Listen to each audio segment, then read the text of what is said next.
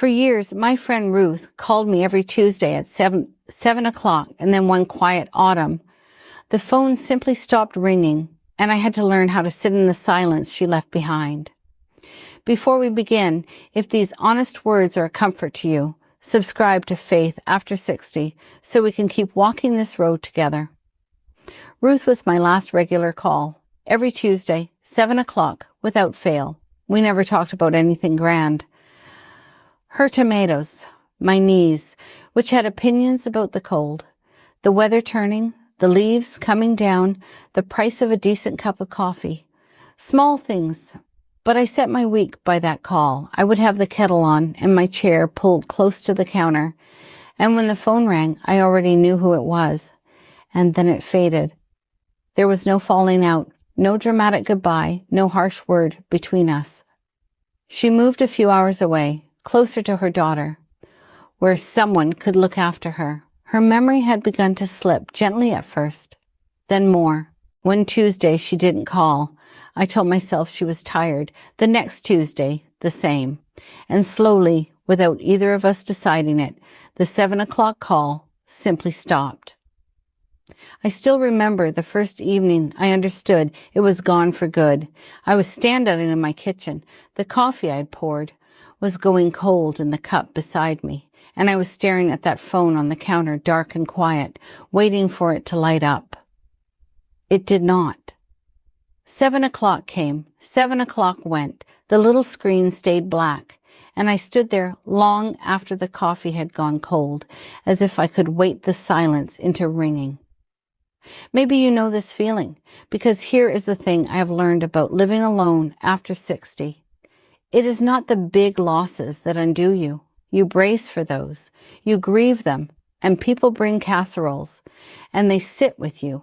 No, it is the small ones that catch you off guard. The chair no one sits in anymore. The kettle boiled for one, when you still, out of habit, reach for the second cup. The way 7 o'clock comes and goes, and no one calls, and the house just keeps on being quiet. And I will be honest with you, because I promised you honest words. For those first weeks, I could not bear that quiet, so I filled it. I left the television on in the corner, glowing in the dim room, just for the sound of voices. I let the radio hum all evening, anything at all, to keep the silence from pressing in on me. Because somewhere underneath, I was afraid of it.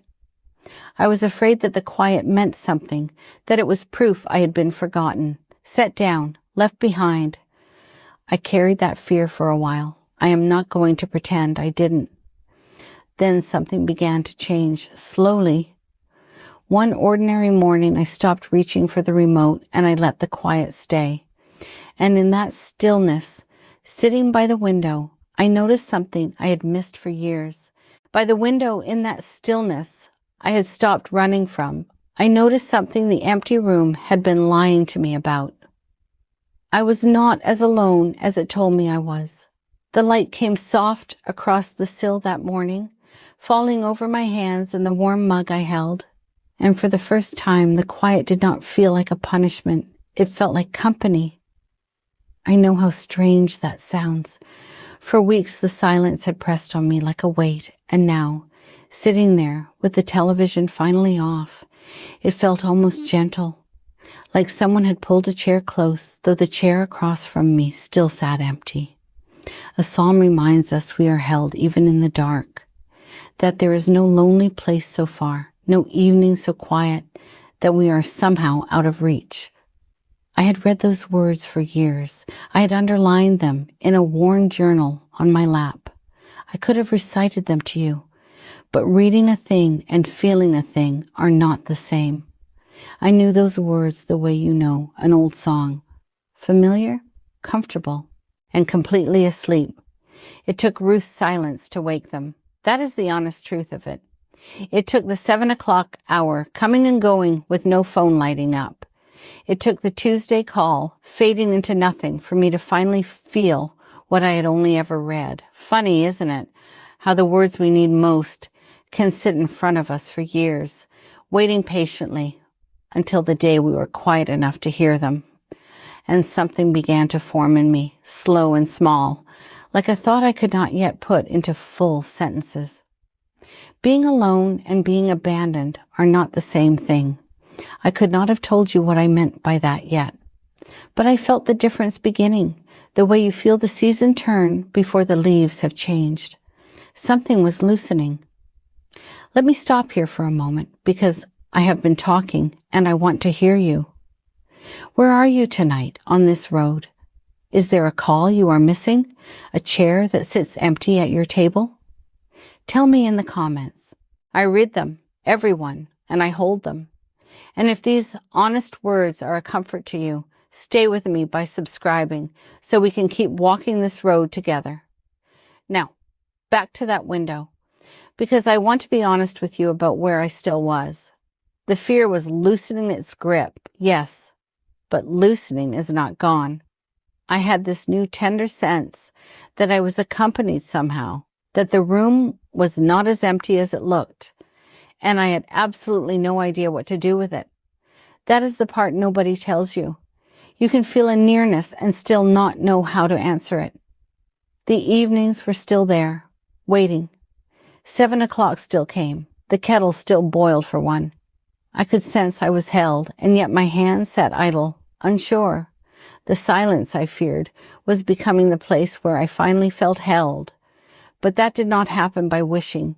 It did not happen because I read a nice psalm one bright morning. It began the night I did 3 small plain things at 7 o'clock, in the very hour I had lost. The first thing was the smallest of all. I started saying a few plain words out loud each night, not grand prayers, not the kind you fold your hands and perform, just honest ones, the way you talk to a friend sitting across the kitchen table from you. Some nights it was only, thank you for this day. Some nights it was, I am tired and I don't quite know how to do this. I said it out loud, into the quiet, and the quiet held the words instead of swallowing them.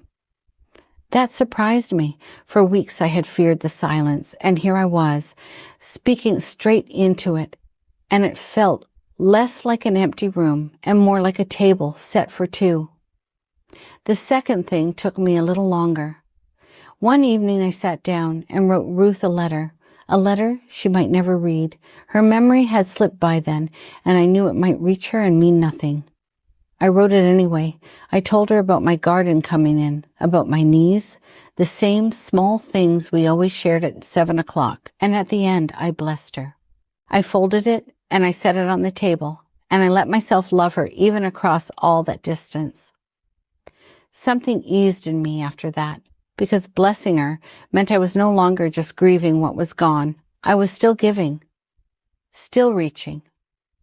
The Tuesday call had faded, but the caring in me had not.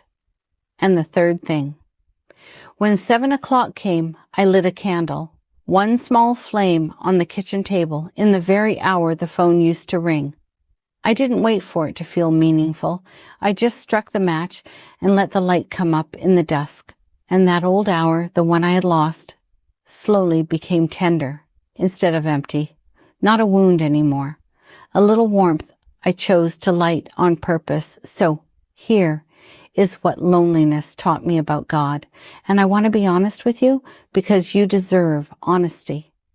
He did not hand me back the phone call. The coffee still goes cold sometimes by a phone that stays dark. The ache did not simply vanish one morning. That is not the story. The story is this. The quiet evening was not empty after all. In the stillness I had been so afraid of, I began to feel that I was not the only one in the room. A psalm reminds us that even in the dark we are held, that there is no lonely place so far we are out of reach. I had read those words for years. It took Ruth's silence for me to finally feel them. Being alone and being abandoned are not the same thing. I used to say Bonis that and not quite believe it. Now I know it, down deep, one ordinary evening at a time. And if your phone has grown quiet too, let me say this gently. Reach out where you can. A neighbor, your church, someone you trust. You were not made to carry it all alone.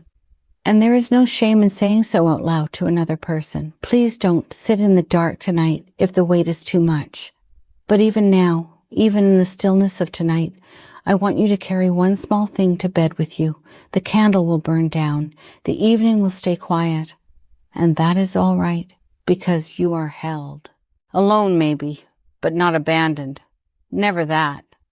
Light your small light at 7 o'clock. Say your plain, honest words. And rest tonight, knowing you are held.